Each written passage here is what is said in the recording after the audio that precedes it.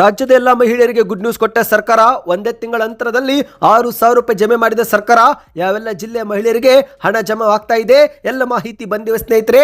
ಇದೇ ಮಧ್ಯೆ ಅಡುಗೆ ಎಣ್ಣೆ ಬೆಲೆಯೂ ಕೂಡ ಭಾರಿ ಏರಿಕೆಯಾಗಿದೆ. ಗ್ಯಾಸ್ ಸಿಲಿಂಡರ್ ಕೊರತೆ ಮಧ್ಯೆನೇ ಅಡುಗೆ ಎಣ್ಣೆ ಬೆಲೆ ಏರಿಕೆ. ಏನಿದು ಮಾಹಿತಿ ನೋಡೋಣ. ಮತ್ತೊಂದೆಡೆಯಲ್ಲಿ ದೇವೇಗೌಡವರು ನಮ್ಮನ್ನ ಪ್ರೇಮಿಸಿದ್ರು, ಆದ್ರೆ ಮೋದಿ ಜೊತೆ ಮದುವೆ ಆದ್ರು ಎಂದು ಸದನದಲ್ಲಿ ಮಲ್ಲಿಕಾರ್ಜುನ್ ಖರ್ಗೆ ಅವರ ಹೇಳಿಕೆ. ಇದೇ ಒಂದು ಹೇಳಿಕೆಗೆ ಮಾಜಿ ಪ್ರಧಾನಿ ದೇವೇಗೌಡವರು ಕೂಡ ತಿರುಗೇಟು ಕೊಟ್ಟಿದ್ದಾರೆ. ಕಾಂಗ್ರೆಸ್ ಜೊತೆ ಮೈತ್ರಿ, ಬಲವಂತದ ಮದುವೆ, ಅದಕ್ಕೇನೆ ಡೈವರ್ಸ್ ಆಯಿತು ಎಂದಿದ್ದಾರೆ. ಮತ್ತೊಂದೆಡೆಯಲ್ಲಿ ಬಂಗಾರ ಮತ್ತು ಬೆಳ್ಳಿ ಬೆಲೆಯಲ್ಲಿ ಭಾರಿ ಕುಸಿತ. ಯುದ್ಧದ ಸಮಯದಲ್ಲೇ ದೊಡ್ಡ ಮಟ್ಟದಲ್ಲಿ ಕುಸಿತವಾದ ಚಿನ್ನ ಮತ್ತು ಬೆಳ್ಳಿ ಬೆಲೆಗಳು ಇನ್ನು ಎಷ್ಟು ಕುಸಿತವಾಗುತ್ತೆ ಎಂಬ ಕುರಿತಂತೆ ಆರ್ಥಿಕ ತಜ್ಞರ ಶಾಕಿಂಗ್ ಮಾಹಿತಿ. ಮತ್ತೊಂದೆಡೆಯಲ್ಲಿ ರಾಜ್ಯಾದ್ಯಂತ ಮುಂದಿನ 4 ದಿನ ಭಾರಿ ಮಳೆಯಾಗುವ ಸಾಧ್ಯತೆ. ನಿಮ್ಮ ಊರಿನ ಹೆಸರು ಕೂಡ ಇದೆಯಾ? ಎಲ್ಲ ಮಾಹಿತಿಗಳನ್ನು ಡೀಟೇಲ್ ಆಗಿ ನೋಡೋಣ. ಅದಕ್ಕೂ ಮೊದಲು ನೀವು ನಮ್ಮ ಚಾನಲ್ಗೆ ಮೊದಲು ಬಾರಿ ಭೇಟಿ ಕೊಡುತ್ತಿದ್ರೆ ದಯವಿಟ್ಟು ಸಬ್ಸ್ಕ್ರೈಬ್ ಆಗಿ, ಪಕ್ಕದಲ್ಲಿ ಕಾಣಿಸೋ ಗಂಟೆ ಒತ್ತಿ.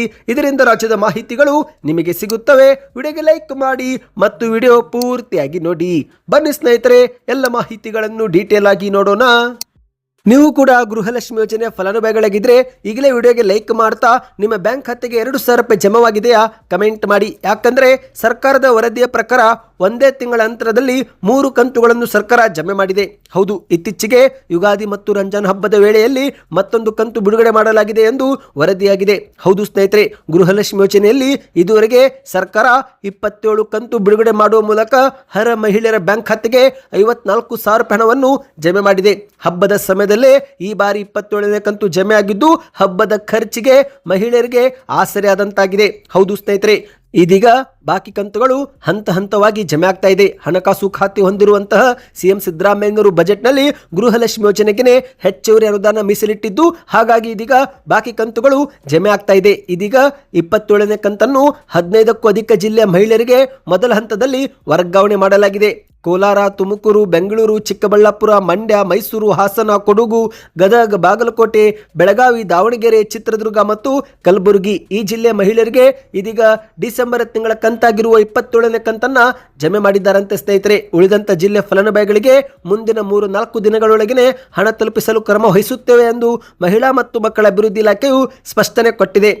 ನಿಮ್ಮ ಬ್ಯಾಂಕ್ ಖಾತೆಗೂ ಗೃಹಲಕ್ಷ್ಮಿ ಯೋಜನೆ ಕಂತುಗಳು ಜಮೆ ಆಗ್ತಾ ಇದೆಯಾ? ದಯವಿಟ್ಟು ಕಮೆಂಟ್ ಮಾಡಿ ತಿಳಿಸಿ. ಬನ್ನಿ ಇದೀಗ ಮತ್ತೊಂದು ಮಾಹಿತಿಗೆ ಹೋಗೋಣ ಸ್ನೇಹಿತರೆ. ಒಂದು ಕಡೆಯಲ್ಲಿ ಗ್ಯಾಸ್ ಸಿಲಿಂಡರ್ ಕೊರತೆ ಆದರೆ ಇದೀಗ ಅಡುಗೆ ಎಣ್ಣೆ ಬೆಲೆ ಏರಿಕೆ ಎಂಬ ಕುರಿತಂತೆ ಶಾಕಿಂಗ್ ಮಾಹಿತಿ ಬಂದಿದೆ. ಹೌದು, ಯುಗಾದಿ ಹಬ್ಬದ ನಡುವೆನೇ ಈ ಒಂದು ಸಮಯದಲ್ಲಿ ಕರ್ನಾಟಕದ ಜನತೆಗೆ ಒಂದು ದೊಡ್ಡ ಶಾಕ್ ಸಿಕ್ಕಿದೆ. ಮಧ್ಯಪ್ರಾಚ್ಯದ ಯುದ್ಧದ ನಡುವೆ ಅಡುಗೆ ಅನಿಲ ಸಿಲಿಂಡರ್ ಕೊರತೆ ಬಂದಲ್ಲೇ ಈಗ ಅಡುಗೆ ಮನೆಗೆ ಮತ್ತೊಂದು ಶಾಕ್ ಎದುರಾಗಿದೆ. ಅದುವೇ ಅಡುಗೆ ಎಣ್ಣೆ ಬೆಲೆ ಏರಿಕೆ. ಹೌದು ಸ್ನೇಹಿತರೆ, ಯುದ್ಧದ ಬಿಸಿ ಅಡುಗೆ ಎಣ್ಣೆಗೂ ಕೂಡ ತಟ್ಟಿದ್ದು ಅಡುಗೆ ಎಣ್ಣೆ ಬೆಲೆಯಲ್ಲಿ ಭರ್ಜರಿ ಏರಿಕೆ ಕಂಡಿದೆ. ಫಾರ್ಮ್ ಆಯಿಲ್, ಸನ್ಫ್ಲವರ್ ಆಯಿಲ್, ಶೇಂಗಾ ಎಣ್ಣೆ ಸೇರಿದಂತೆ ಎಲ್ಲಾ ರೀತಿಯ ಅಡುಗೆ ಎಣ್ಣೆಗಳ ಬೆಲೆ ಭಾರಿ ಏರಿಕೆಯಾಗಿದೆ. ಇರಾನ್, ಅಮೆರಿಕ, ಇಸ್ರೇಲ್ ಸಂಘರ್ಷದಿಂದಲೇ ಜಾಗತಿಕ ತೈಲ ಮಾರುಕಟ್ಟೆ ಅಸ್ಥಿರವಾಗಿರುವುದೇ ಇದಕ್ಕೆ ಮುಖ್ಯ ಕಾರಣ ಎಂದು ವ್ಯಾಪಾರಿಗಳು ಹೇಳುತ್ತಿದ್ದಾರೆ.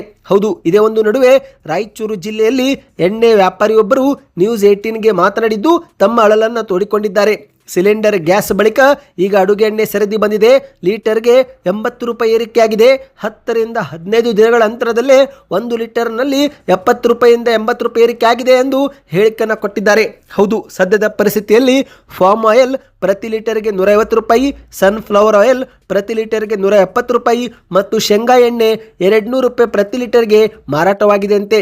ಈ ಒಂದು ಬೆಲೆಗಳು ಕಳೆದ ತಿಂಗಳಿಗೆ ಹೋಲಿಕೆ ಮಾಡಿದರೆ 40% 50% ಹೆಚ್ಚಳವಾಗಿದೆ ಎಂದು ಅವರು ಇಲ್ಲಿ ತಿಳಿಸಿದ್ದಾರೆ. ಹೌದು ಸ್ನೇಹಿತರೆ, ಮಾಹಿತಿಯ ಪ್ರಕಾರ ಅಡುಗೆ ಎಣ್ಣೆಗಳಲ್ಲಿ ಫಾರ್ಮ್ ಆಯಿಲ್ ಅನ್ನೇ ಹೆಚ್ಚಿನ ಪ್ರಮಾಣದಲ್ಲಿ ಭಾರತ ಆಮದು ಮಾಡಿಕೊಳ್ಳುತ್ತೆ. ಹಾಗಾಗಿನೇ ಬೆಲೆ ಏರಿಕೆ ಆಗಿರುವ ಪರಿಣಾಮ ಇತರೆ ಎಣ್ಣೆಗಳ ಬೆಲೆಯೂ ಕೂಡ ಏರಿಕೆ ಆಗ್ತಾ ಇದೆ. ಇನ್ನು ಗ್ರಾಹಕರು ಕೂಡ ಬೆಲೆ ಏರಿಕೆಯಿಂದ ಕಡಿಮೆ ಎಣ್ಣೆ ಖರೀದಿ ಮಾಡುತ್ತಿದ್ದು ಇದರಿಂದ ವ್ಯಾಪಾರಕ್ಕೂ ಕೂಡ ನಷ್ಟವಾಗ್ತಾ ಇದೆ. ನಮ್ಮಲ್ಲಿಯೂ ಕೂಡ ಸ್ಟಾಕ್ ಸಹ ಕಡಿಮೆ ಆಗಿದೆ ಎಂದು ರಾಯಚೂರಿನ ವ್ಯಾಪಾರಿಯೊಬ್ಬರು ಹೇಳಿಕೆಯನ್ನು ಕೊಟ್ಟಿದ್ದಾರೆ ಸ್ನೇಹಿತರೆ. ಒಟ್ಟಿನಲ್ಲಿ ಯುದ್ಧ ಇದೇ ರೀತಿ ಮುಂದುವರೆದರೆ ಮುಂಬರುವ ದಿನಗಳಲ್ಲಿ ಗ್ಯಾಸ್ ಸಿಲಿಂಡರ್ ಜೊತೆಗೆ ಅಡುಗೆ ಎಣ್ಣೆ ಅಭಾವವೂ ಕೂಡ ಉಂಟಾಗುವ ಸಾಧ್ಯತೆ ಇದೆ. ಬನ್ನಿ ಮತ್ತೊಂದು ಮಾಹಿತಿಗೆ ಹೋಗೋಣ.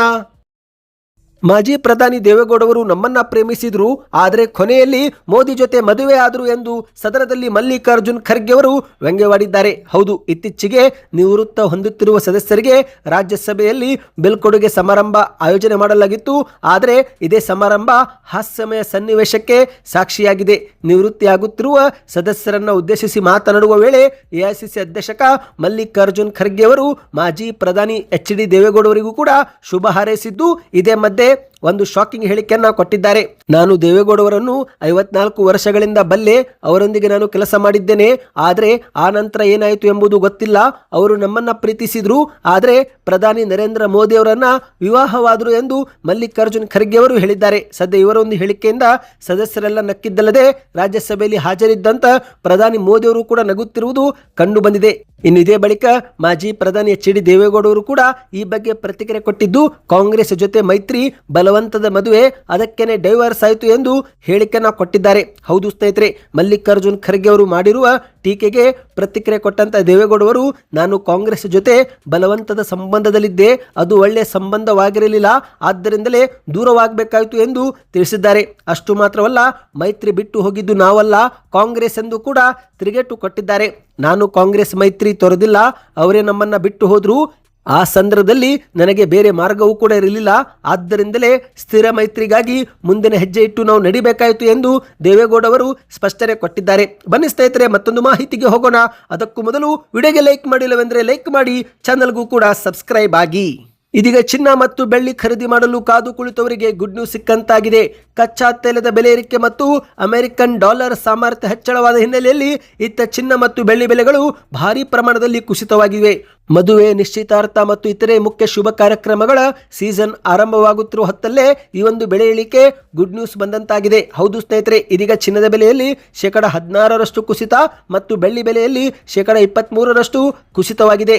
ಇತಿಹಾಸದಲ್ಲೇ ಮೊದಲ ಬಾರಿಗೆ ಯುದ್ಧದ ಸಮಯದಲ್ಲೂ ಕೂಡ ಚಿನ್ನದ ದರ ಇಷ್ಟೊಂದು ಕುಸಿತವಾಗಿದೆ ಸ್ನೇಹಿತರೆ. ಈ ಒಂದು ಹಿಂದೆ 24 ಕ್ಯಾರೆಟ್ 10 ಗ್ರಾಂ ಬಂಗಾರ 1,82,000 ರೂಪಾಯಿಗೆ ಮಾರಾಟವಾಗಿತ್ತು.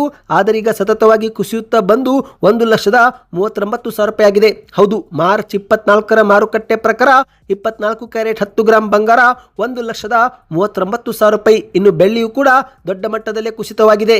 1 ಕೆಜಿ ಬೆಳ್ಳಿ 4,20,000 ರೂಪಾಯಿಗೆ ಮಾರಾಟವಾಗಿತ್ತು.